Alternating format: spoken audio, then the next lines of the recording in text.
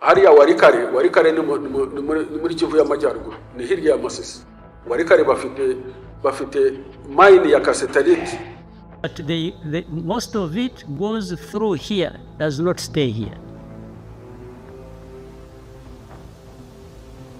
It goes to Dubai, goes to Brussels, goes to... Kuva intambara hagati ya leta ya Kinshasa n'umuharime 23 yatangura, ibihugu by'ubumwe bwa Buraya byakomeje gutera igitsuri igihugu cy'u Rwanda ngo gikura abasirikare bacu muri ico gihugu bariko barafasha umuharime 23.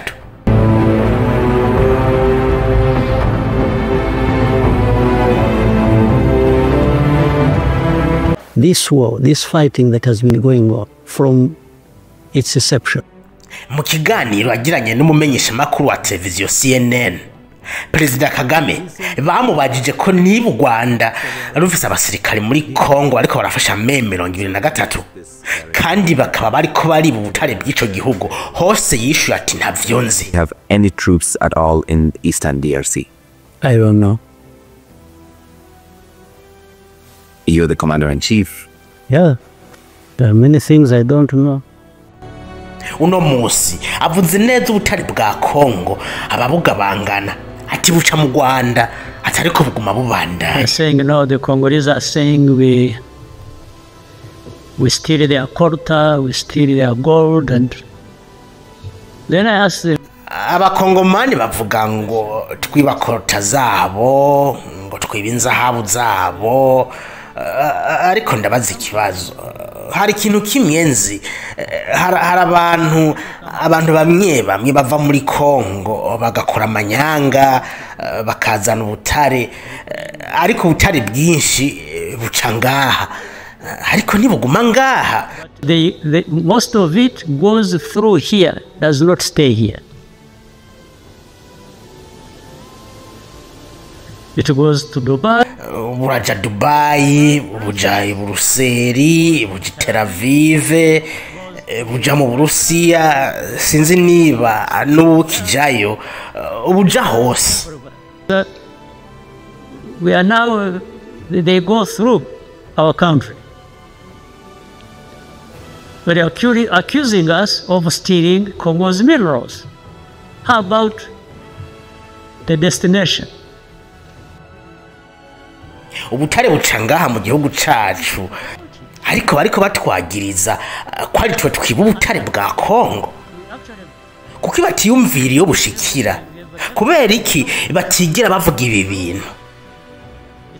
Iyo tugerageje kugira ico tubikorako, tukagerageza kubihagarika, ahubwo baca bashiramo inguvu nyinshi mu kutwagiriza.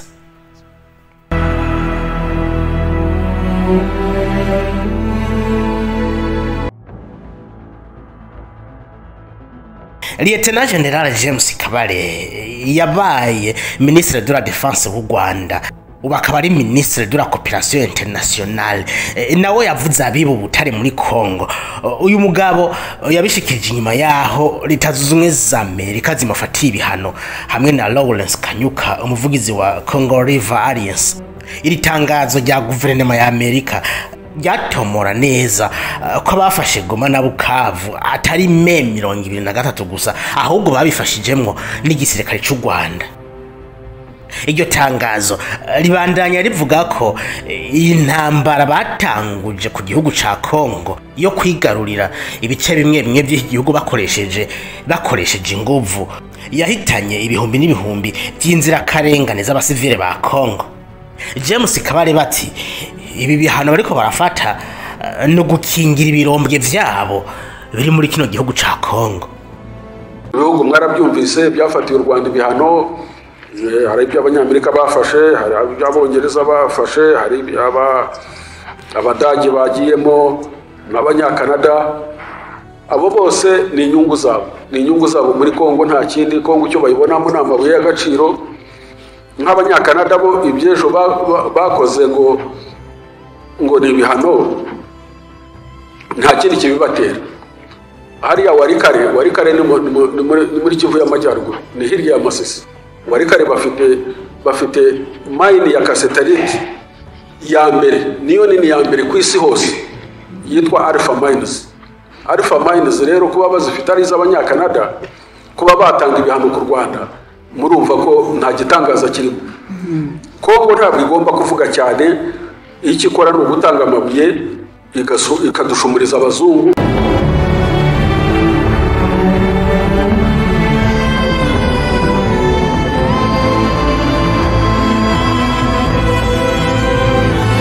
Igihugu cy'u Rwanda cyakomeje guhakana uruhare gifise muri iyi ntambara.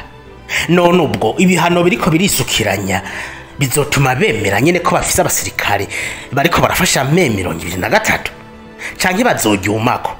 Bizorangira gute? Nyandikira muri commentaire kubera ko ivyumviro vyanyu ningira akamaro. Nimwibagire kandi gufyonda jeme na subscribe.